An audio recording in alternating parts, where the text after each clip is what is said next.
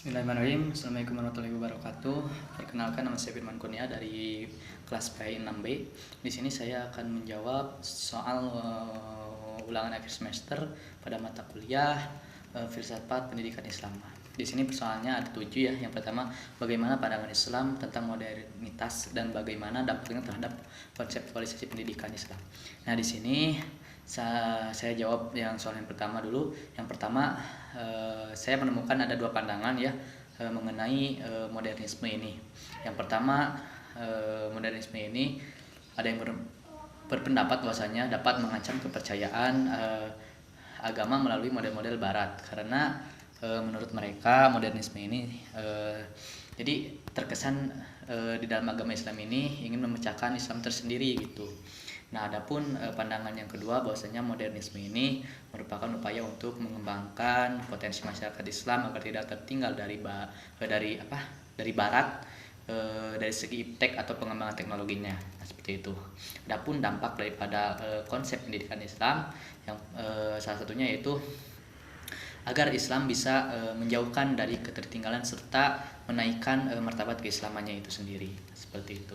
Dan jawaban yang kedua dan soal yang kedua di sini ada jelaskan mengapa guru atau pendidik agama Islam harus memahami filsafat pendidikan Islam. Berikan contoh-contoh penerapan bagi guru baik guru PAI dalam pelaksanaannya. Nah, di sini saya akan menjawab soal yang kedua. Jawabannya yaitu karena filsafat menempati tempat yang sentral dalam pendidikan guna merumuskan tujuan pendidikan, hakikat pendidikan, metode pendidikan, dan sebagainya. Pendidikan sebagai sumber pengetahuan dan pengajar harus memahaminya agar proses pembelajaran tetap sesuai dengan hakikat dan tujuan pendidikan itu sendiri. Nah, jadi si pendidik ini tidak hanya mentransformasikan ilmu atau pengetahuannya, akan tetapi harus memahami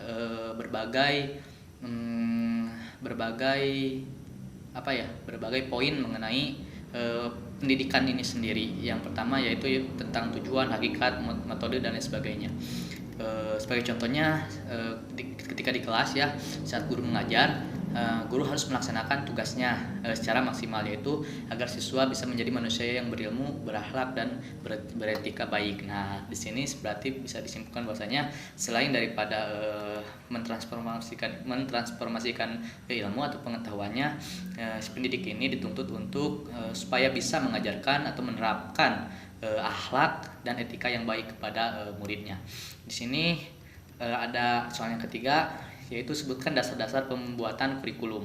Nah, sini saya akan mencoba menjawab landasan membuat kurikulum, yaitu yang pertama ada landasan filosofis, ada landasan psikologis, landasan sosiologis, landasan sosial budaya, landasan ilmu pengetahuan dan teknologi, dan yang terakhir ada landasan organisatoris. Nah, selanjutnya ada pertanyaan yang keempat, apa hendak dicapai oleh pendidikan Islam menurut Al-Ghazali? Nah, di sini saya akan menjawab pertanyaan yang keempat.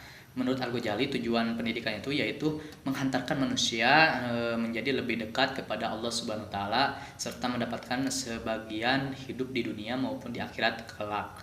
Nah, jadi bukan dari segi ilmu atau pengetahuan di dunia saja, akan tetapi di akhirat juga. Jadi menurut pandangan Al-Ghazali ini, pendidikan itu tidak hanya dari dunia saja gitu. Maksudnya tidak hanya untuk memenuhi kebutuhan atau kebutuhan duniawi saja, tetapi di dalam sebuah pendidikan itu harus lebih menjadikan dekat kepada sang pencipta, yaitu Allah Subhanahu wa taala. Nah, seperti itu ya. Yang kelima, ada soal yang kelima, yaitu apa perbedaan pandangan pendidikan Ibnu Khaldun dan dengan Al-Ghazali.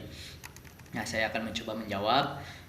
Untuk pandangan Ibnu Khaldun dan Al-Ghazali mengenai pendidikan, sebetulnya beliau berdua mempunyai pemahaman yang sama gitu, empiris mengenai konsep pendidikan bahwa manusia dibentuk oleh lingkungan gitu. Namun Al-Ghazali lebih spesifik dalam merumuskan tujuan pendidikan. Dalam merumuskan kurikulum pun Al-Ghazali lebih rinci. Ibnu Khaldun membagi ilmu pengetahuan menjadi 2, yaitu akliyah dan nakliyah. Sedangkan Al-Ghazali menambahkan ilmu aspek pendidikan terkait dengan ilmu. Nah, Adapun soal yang keenam yaitu apa yang ditekankan dalam pendidikan Islam menurut Kiai Haji Ahmad Dahlan dan Hasyim Asy'ari. Nah, di sini saya akan mencoba menjawab soal yang keenam. Nah, menurut beliau